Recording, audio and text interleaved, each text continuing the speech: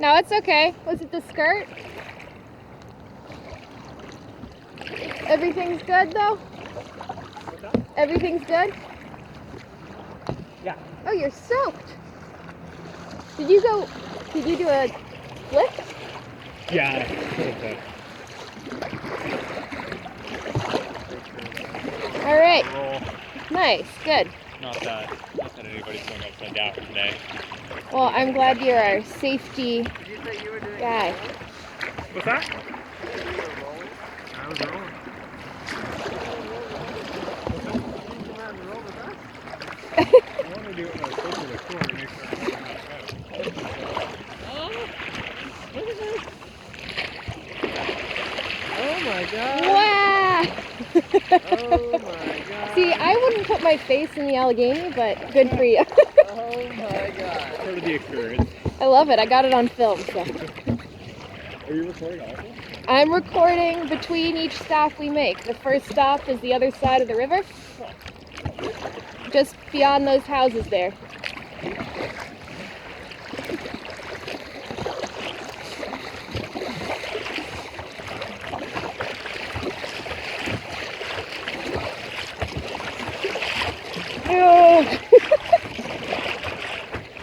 Not track at all.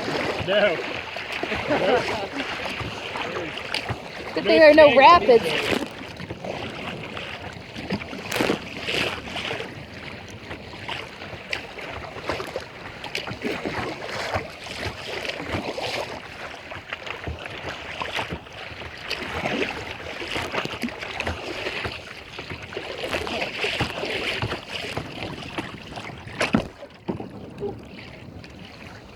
So just real quick, Yes. Should I make turn sure around? that we're all familiar with our wet water exit. All In the right. event that you do find yourself upside down, you're gonna grab and pull your ripcord, and then you want to push the boat off of you, like, and it'll come naturally. But you pull your skirt. You have to get the skirt off before you can come out of your boat, and then you can just push the boat off. Okay. And then you get to surface. Yeah, and then you'll bob back up. DFD will pull you up. Thanks. That sounds good. Yeah. Anything else we should be thinking of? If a big boat comes, jump in the water. Yeah, I don't know what to do if a big boat comes. Hope for the best. Out of my range of experiences. Well, we'll try to stay out of the very middle of the river. Unless that's where you want to be, but I think I'll be hugging the shore over there soon.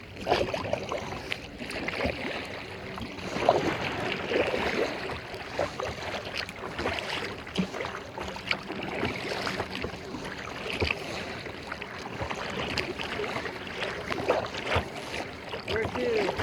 Over now. Follow me! Or follow Mark.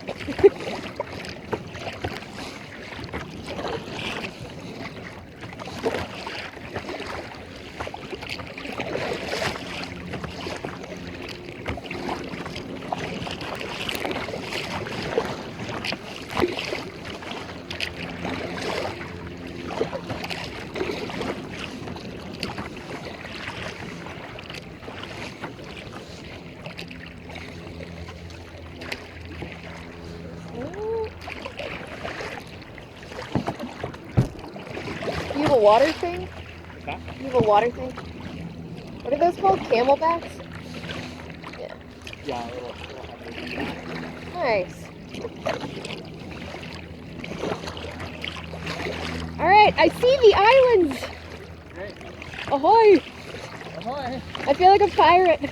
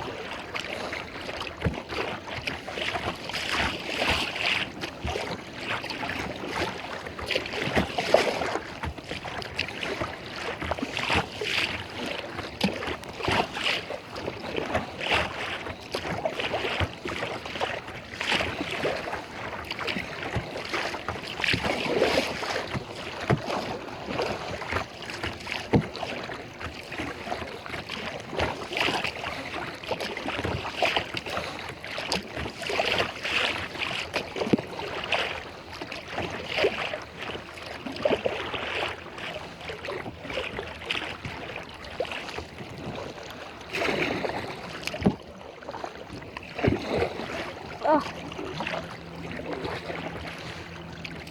So, let me check my map. Now that we've gone so far. No.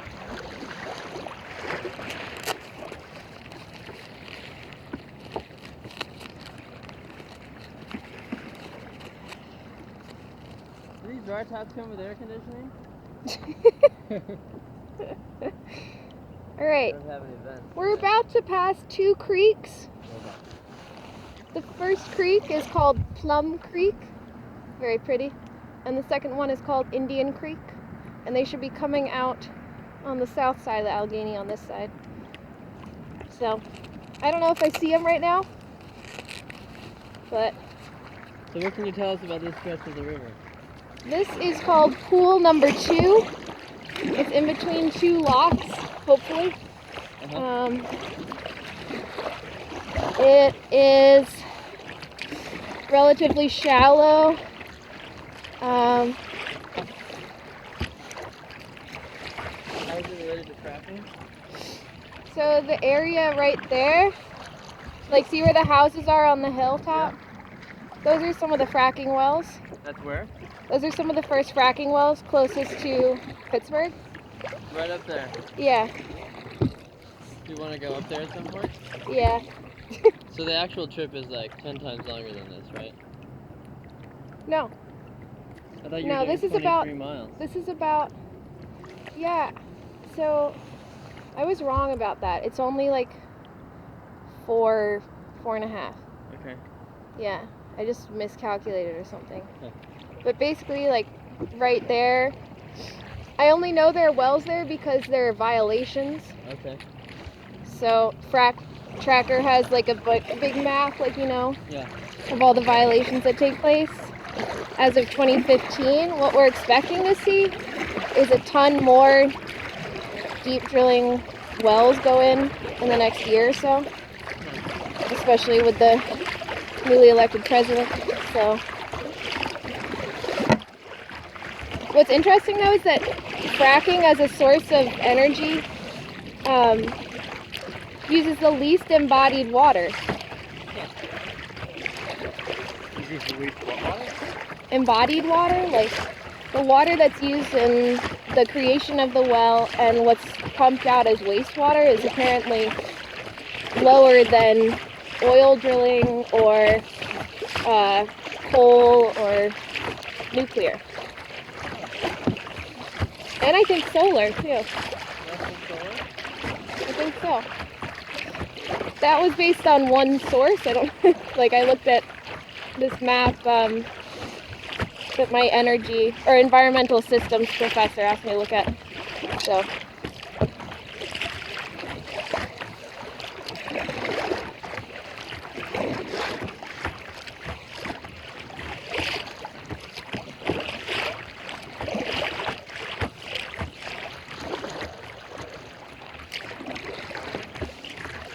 When you say fracking violations, what sort of violations are you talking about? it can almost. So there are many ways to create a violation. A lot of the violations are happening because of the casing, which is like a concrete that goes in around the drilled area to prevent the water or leaks from hitting the groundwater or the soil. That seems to be like a little thought out part of the method of drilling, and like that's where most of the water contamination is coming from. Right. For that to be detected, how do you detect a leak in the casing? Is it after there's already been groundwater contamination? That's as far as I know. It seems like it's innocent until proven guilty.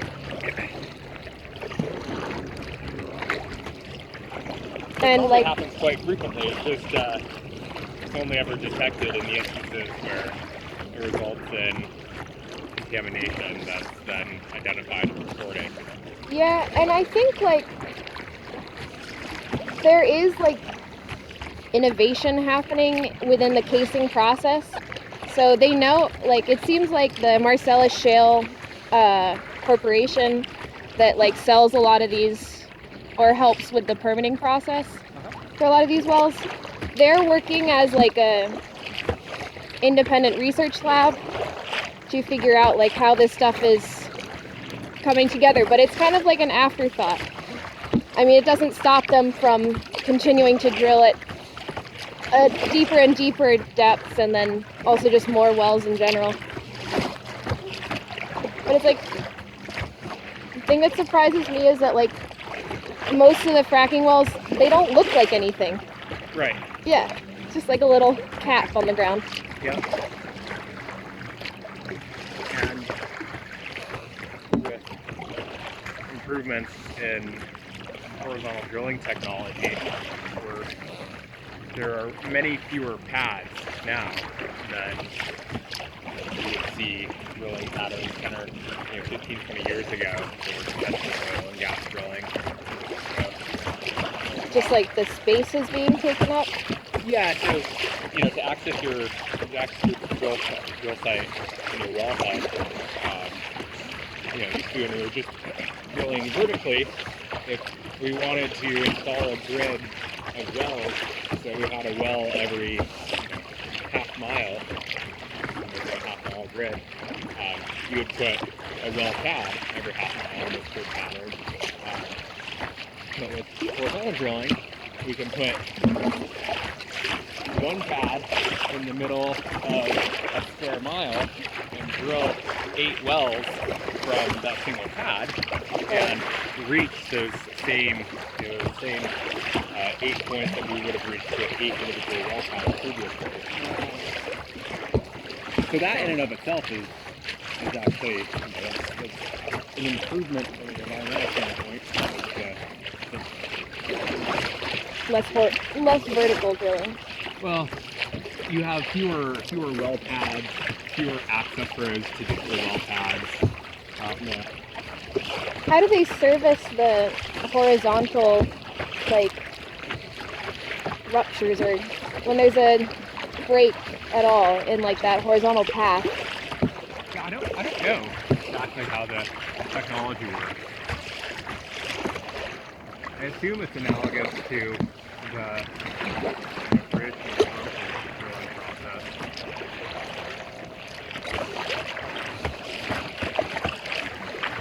So there's this film called Triple Divide that I watched recently, and it's about what was happening in, I think it's called DMOC, which is like in Pennsylvania, and it was like a film that kind of described the fracking process or technology through like drawings on a chalkboard that were animated. It's like very cute. And they had interviews with locals, and that's what gave rise to this like journalism group called the Public Herald. So now what they're doing is kind of like a step further. So they realized that like fracking was harming some people. A lot of people like it, and it's potentially like a boon for a lot of the people in that area that were unemployed or. Right. Right, but they seem to think that now we're at like a critical point where we're going to see a lot of the water contamination getting to rise. And so what they're doing now is looking at the DEP's records of water complaints. The same filmmaking crew and journalism group. And so I've been helping to organize those. And it's just kind of scary to look at. Like, it's hard not to be emotional looking at those complaints. Oh, sorry. Yeah, you're fine. There's a lot of docks along this stretch of road. What? There's a lot of docks along this stretch of road. Yeah. So I don't know where the creeks are. Have you guys seen them? No, I've not seen. It looks like there might be. You go up from the house that has white columns. Just a little ways you follow along the shore there, you see some cement casing. Okay. It looks like there may be a waterway that's there. There's nothing flowing in it right now. Yeah, no.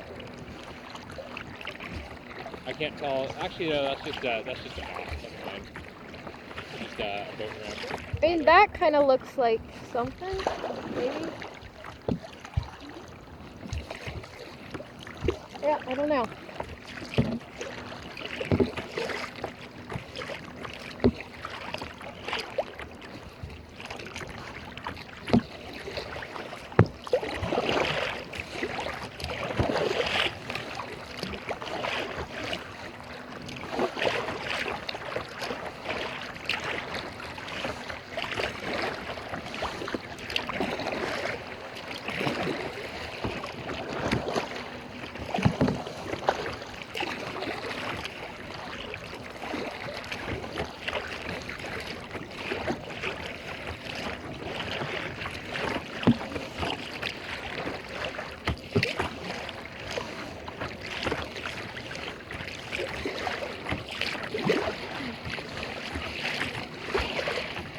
In theory, once a well is in place, the concerns associated with fracking could be the same as those with conventional oil and gas drilling.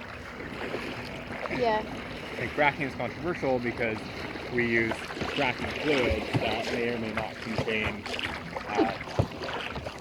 dangerous and harmful chemicals. But once the well has been drilled and fracked, then it's just the same as conventional fracking, right? Potentially. If you had a shoddy casing in a conventional oil well, that could contaminate or would contaminate groundwater in the same way that a shoddy casing would in a frack well, right? But I don't know if it's like who's running the business or something, but it's like the practices of fracking have been just like terrible in terms of how they treat people. It seems like what you're talking about with like one well pad and then 8 access points or something. Yeah. It seems that like they'll put in a well pad and then wherever they see fit to have the other ones, they'll just kind of go into someone else's property without really asking and do whatever they want. I don't think that's typical. You don't think that's what? Like typical of other drilling practices? You know, it probably, I mean, it is. I grew up in Wyoming hearing stories about helpless landowners who owned the land but didn't own the mineral rights, and getting rode roughshod over by oil and gas developers who got the lease for the mineral rights, and then with the lease came the right to drill on the property. In general, if the landowner, the developer will work with the landowner to the extent that the landowner wants to work with the developer. And if the landowner doesn't want to work with the developer at all, then the developer, I believe, has the right to go in and do whatever the developer pleases. That's crazy. So that's been going on, and you think Yeah, since there's been drilling for anything below the surface? Yeah, I think that Okay. we're probably more attuned to it with the explosion of unconventional oil and gas drilling, just because It's taking there's place been more such- rapidly. yeah, there's been so much of it, and it has brought oil and gas drilling to a lot of communities where it didn't exist previously. Mm.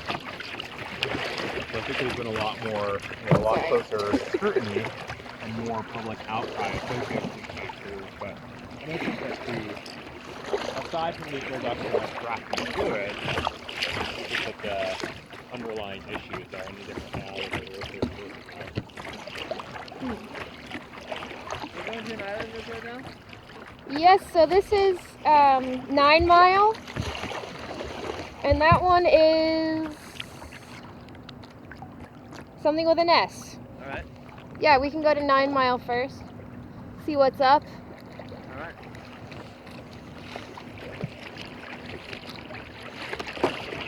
Did anyone time this?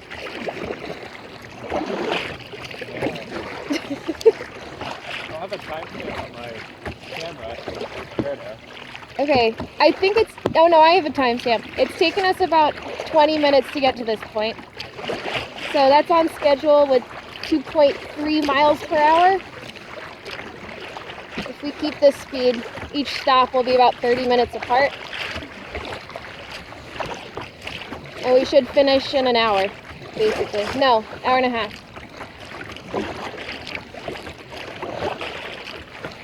No, an hour.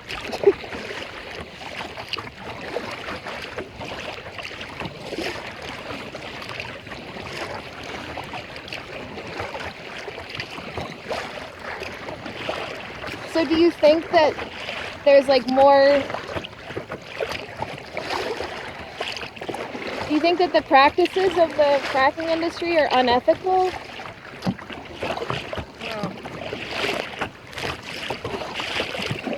I think they're shitty. They're giddy? Shitty, Oh. oftentimes. There is an underlying reality that our country is dependent on energy, of oil and gas to heat our homes, work on, and provide us with transportation. And there isn't, aside from renewables, which are very expensive and have a host of many challenges associated with renewable energy development. There's not like a great credible alternative to current practices. Well,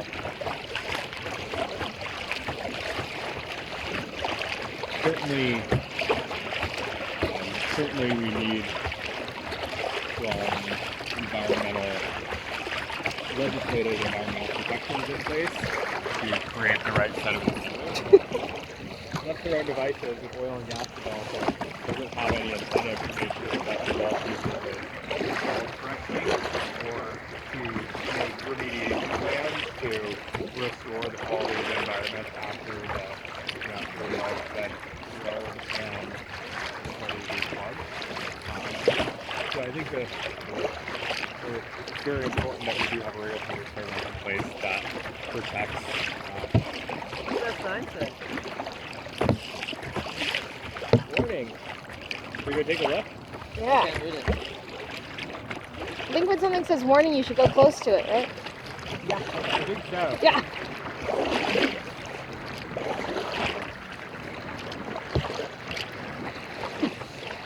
I think it's a no dumping sign, but No what?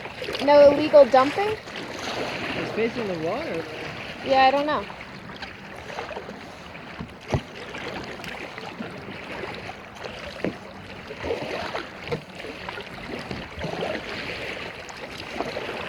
Ugh.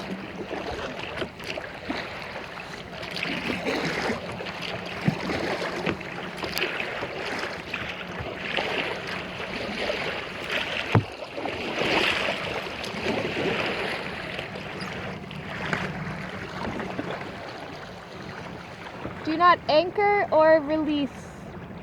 Or what? What does it say?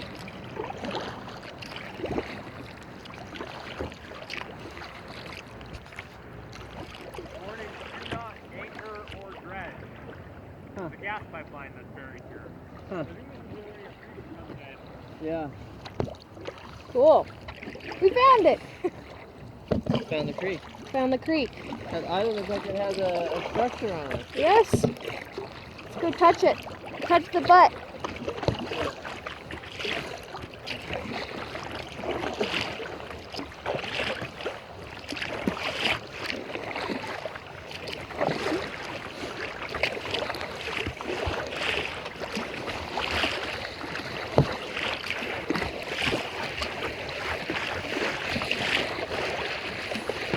Race?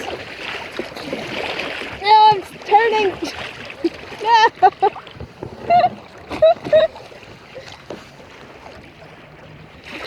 He's spinning around.